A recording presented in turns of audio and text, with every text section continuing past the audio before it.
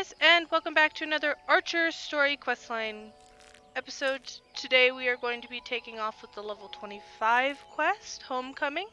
And then the next episode we will be finishing off Archer, and from there we will be able to go on to Bard, which I'm super excited about. That means that we can get through the Bard stuff, and then I can switch back to my main and level through all of the story because I've been waiting to do that with you guys. So anyway, we're gonna head and exit G pose there because we don't really need to be in G pose. There's our character. Hello. I'm quietly. Get it? Quietly? No? Anyway, level 25 quest, Homecoming. Master Luciane is what I'm assuming the name is. I realize that I've been saying Luciane this whole time, but oh, that's a naked girl. Luciane is what I think it is. I've been kind of trying to watch other people play and learn how to pronounce some of these names. It's not going very well, to say the least.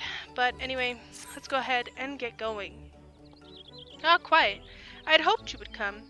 You may be able to help. I am concerned about Leigh and Silvairre. They show signs of losing perspective, and, well, mayhaps it is best you see for yourself. I cannot help but feel that both would benefit from your counsel. Consider this a personal request, Quiet. Okay. So we gotta talk to them. They're apparently losing perspective, which isn't good as an archer because, as we learned in the beginning, perspective is some of the most important stuff that you could have as an archer. Oh gods. Did Luciane send you to pester me, by any chance? This is hardly her concern, and it is most definitely not yours. If you must know, I've decided to leave the guild. What? Dang. I mean to track down Power Majuk and finish what we started. The God's Quiver and the Wood Whalers seem content to ignore our warnings, but I will not let her escape again. I mean, fair. This poacher is supposed to be something like super... She's infamous, she's well known, and she can be dangerous, right? She attacked people. I already made the mistake once, and it cost me my place in the God's Quiver. Oh no. Do you remember before when we learned that she had gotten away when she tricked one of the guards that was guarding her, when she had been captured last? I bet you that was Silvairre. Hi. The foolish young sentry of whom I once spoke. He was me. We had her quiet. There was no escape, but then she began to wail about a wounded comrade, one who would surely die without her help. She looked me straight in the eye and begged. Yeah. That's kind of unfortunate. He probably has a lot of like insecurities and stuff about that. I can see why he would be so determined to catch her again. And I blinked. I failed to see through the most elementary ruse. I failed Gridania and the God's Quiver, and while that can never be forgiven, mayhaps I can reclaim a measure of honor by stopping her. I mean, this doesn't excuse how horrible he's been to other people, but it does give kind of a backstory and makes it semi-understandable why he's been so unbearable, you know? Like, it's definitely not okay, but you can kind of understand it. Which is good character development, in my opinion. But a wanderer like you would not understand what it means to betray your people. See, there he goes, being really unbearable again. Worry not. I do not intend to leave just yet. I will continue to gather information till I am certain of Majuk's whereabouts. Make no mistake, though, it is only a matter of time. Now run along, will you? Oh, And if you are so concerned about your fellow guildmates, you should attend to that moping Mikote. The sight of her shuffling around while staring at her feet is bad morale. Not that it matters to me. Oh, look, there he goes. He put his hand, did you see that? He put his hand over his mouth again, just like Luciane said that he did when he wasn't telling the truth. That's funny. That's really cool that they actually put that like into the game. That gesture. That's really cool. I love that. I love that. Small detail, right? Oh, it's you. Tell me, Quiet, do you ever think about home? Do you ever wish you could go back? Mine was just another poor village in the Twelveswood. The fields were more stone than soil, and merchants hardly ever bothered to visit. We didn't have a lot, but we didn't need it. And then the calamity came. I remember running, and the screams. It was so loud. Quiet. So unbearably loud. And then I was here, in a strange city surrounded by more people that I'd ever seen, and I didn't know any of them. But I knew how to hunt. I was always good at hunting, Quiet, and the guild gave me a place to be better. At least, I thought I had gotten better. She, Pawamajuk, she was so much more. I've been thinking, Quiet, that maybe this is a sign. Maybe Silvairre is right in this guild. This city is no place for an outsider like me. Oh no! Hey, no! And so I've decided to leave. I'm glad to have known you, Quiet, even if it was only for a short while. Dude, so they're both just leaving? Quitters. Forgive me if this is too selfish a request, but before I go, I would like to meet with you one last time. Alone, in the South Shroud. These Gordonians would not understand. So now she's starting to believe it. Methinks that it's probably more of her wounded pride talking. Because she had faced off against Pawa. I think that's her name. I honestly don't know. And she had failed, right? So in her eyes, she had faced off against a reflection of herself, right? It was another Mikote, but it was the opposite. It's her foil, basically. It's someone who, instead of joining Gridania, she had remained in her roots as a hunter and a poacher. And, how do I get out of here? Over here. And she had failed. She was the lesser of the two of them. So, it was probably a big shock for her, right?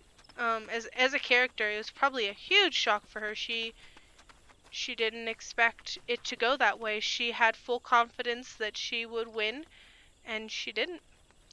And so now she's dealing with the wounded pride of having lost in that fight, while Silvairre is also dealing with his own sort of wounded pride because he is the one that allowed the poacher to escape in the first place. So in a way they're going through the same sort of character arc right now, but they're not like they're the same, but they're not the same path, if that makes sense.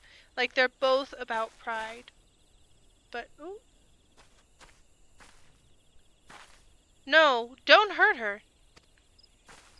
And there I was, thinking ye might accept my kind invitation. I don't recall invitin' her, though.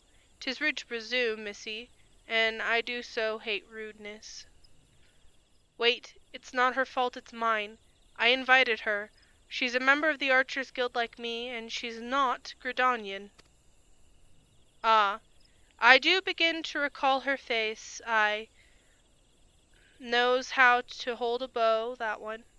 Well, she ain't a typical recruit, but I reckon I might be willin' to make an exception. No, it's not like that. I wanted to say goodbye. So yeah, she's overcome with that pride thing right now. She's thinking if you can't beat him, join him. Quiet. Ever since I met Paua, I've been at a loss, but I recognize now that my place isn't at the guild with the Gridanians.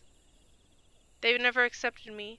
This is where I belong, with my people, carrying on our traditions, our archery, not Gridania's. It's all I have left, Quiet, so I'm going with Paua. Maybe you don't understand now, but just promise me you won't let Luciane or Silvairre. As you wish. Quiet. Made your peace with your little friend, have you? Right then, let's get on with it. Put an arrow in her. Whoa! No! Ain't no love lost twixt ye and the guild, is there? Then, what's the problem with featherin' a bloody venturer? No bugger'll miss her. I'll miss her, all right, so just stop. Dear me, and I had such high hopes for you, Miss Alapo. Waste a bloody time. A keeper what's lost her nerve's about as much use to me as a glass bow. But there's no sport in killin' captured prey. Ack! I better not see neither of ye again, 'cause if I do, I'll show you what happens to prey when what's daft enough to come get caught twice. Away, sisters, away.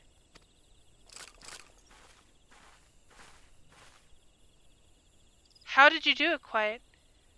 How do you live in this place with these people? And why do you even bother?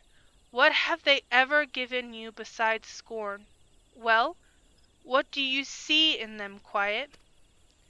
Even though you joined the guild after I did, you've come so far so quickly. Maybe you've even surpassed me. She has no real accountability for herself, it feels like. Which is kind of understandable, especially with Silvairre. Like, he's been so rough. I imagine that's how he's been since she joined, and just having that over you all the time is probably just so hard. I mean, I'm no, um, I'm no stranger to having people who are around you constantly be huge critics of what you do and who you are.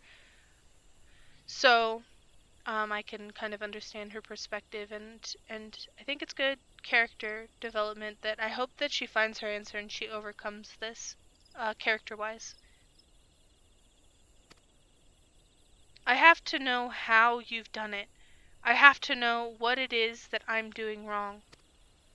And there's only one way I can think to find out.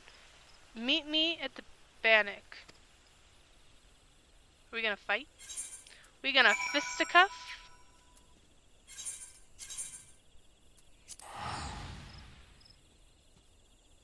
At least she's taking responsibility and she knows that there's something she needs to change. Um, Especially when she was facing the this group isn't accepting me, so I'm going to go to this other group, but then the other group didn't accept me either. She's surprisingly not. I mean, you can tell she is bothered a little bit by it, but she's surprisingly not bringing it up. Instead, she's saying, okay, well, I'm doing something wrong then. What is it? Help me out. Let's figure this out. Shall we begin, Quiet? Which is really a lot of self-awareness which isn't, like, it's not common in people. I know people are always like, I criticize myself so much, but you criticize, like, a lot of people criticize themselves and then they don't realize, they don't want to put the blame on themselves, so they don't. Whereas Leigh is doing the exact opposite. She's saying, okay, well, doing something wrong, so I'm gonna fix it. Alright. Then defend yourself. Show me what these people have taught you.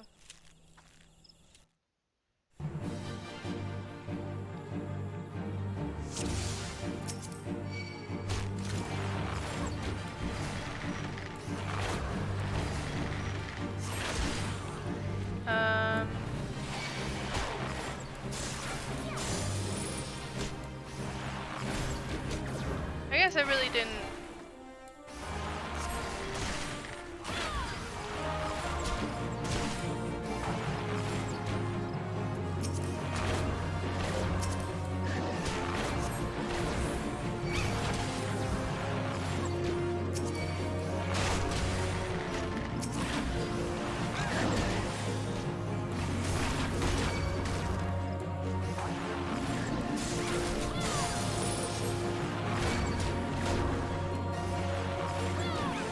She even pulled out the hunting falcons on me, bro. What the heck?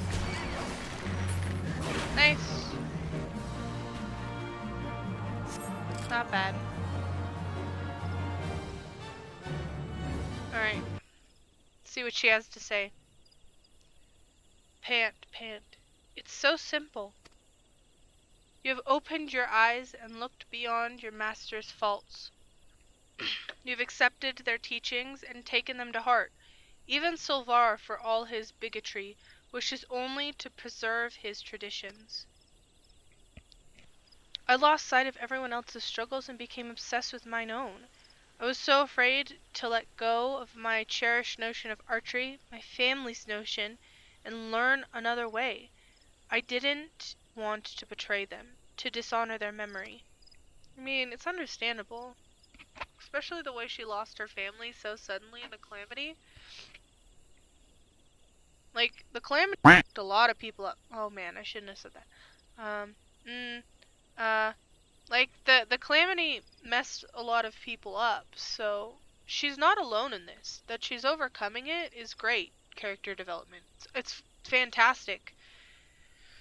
But I have family here too, a family that sees a wider world and is willing to show me how blinkered I had become. Yeah, me. As archers, we train our eyes and minds to be unforgiving, to defy any attempts at concealment and discern the naked truth. It is little wonder then that I have neglected to look inside myself now, though unquestionably worthwhile. I have found the experience rather exuderating. Ahem. Thank you, Quiet. I know now that I belonged at the guild, together with you and Luciane. And yes, even the bloody wildwood. Gods help me. I think I might actually miss him. Nice. I kind of think that Leih is probably one of the biggest protagonists in this because she undergoes a lot of character change. Silvairre does too, but I don't think he's as mainstay to the central plot of this story. I think Leih is definitely more kind of she goes through you kind of, how do I explain this?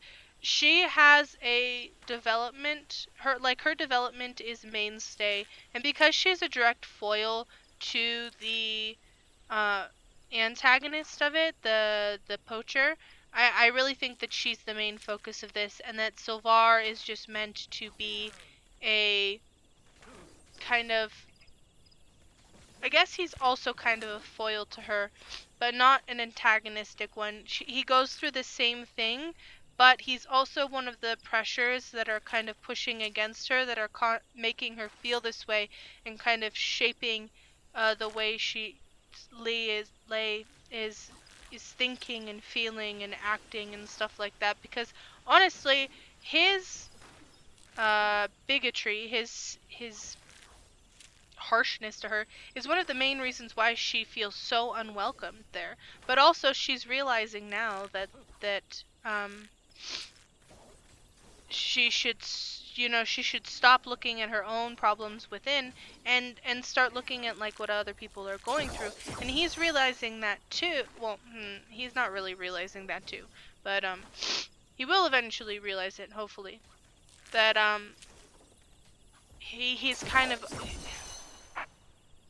well, yeah. She's the one that's overcoming the most right now. He's overcoming one of the aspects of her growth, the pride thing. She had this incident where her pride was destroyed because she let the poacher go, and he is the same thing. So he is a reflection of that development in her character plot, and and but she's also developing more in the fact that she's realizing that she's too self-obsessed with her own struggles, and she's not looking outwardly at the things that are around her that could help her grow, whereas Silvairre hasn't done that yet. He knows that he needs to look outside, archery stuff to perceive things, and he's really good at that and stuff like that. But he hasn't overcome what he is overcoming it, but he hasn't overcome it yet, which I'm thinking is what's going to drive the next quest or the next part of this plot, is Silvairre overcoming his stuff, because now Leih has overcome her stuff. And they're both main characters in this story, but I think Leih is a little bit more main character. I think she's a little bit more, but also I like her more than Silvairre, so that might be just my own bias, to be honest. Anyway, that's my thoughts on the character development so far in the Archer quest line, but yeah. Could be wrong, could be right. I would have to watch through and read through the story again, and kind of really dissect things to see what's going on there. Maybe I will. I do enjoy the character development in this plot. I think there's more character development in this one than there was in the Lancer one, just because there really is no character development in the Lancer one. I mean, there's no character change. Like, there's character development in that we learn new things, but there's no change. It's kind of the character in the Lancer plot stays consistent throughout the whole thing, and then we learn why he's being that way. Which is good character development, I suppose, because we learn something, but the character doesn't actually develop on their own. Welcome home, Quiet. You need not say a word. One look in Leih's eyes was enough. Thank you for returning her to us.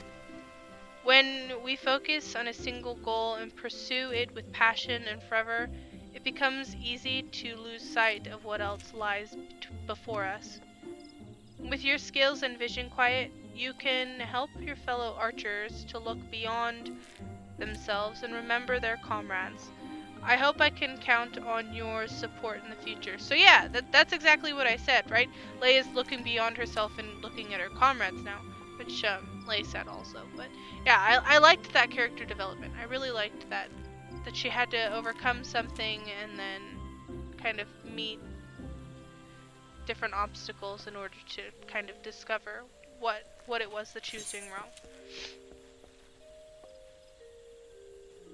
Thank you so much for watching this video. If you would like to support the channel, please consider subscribing and ringing the bell to get notifications, or liking any of the videos that you've enjoyed from us.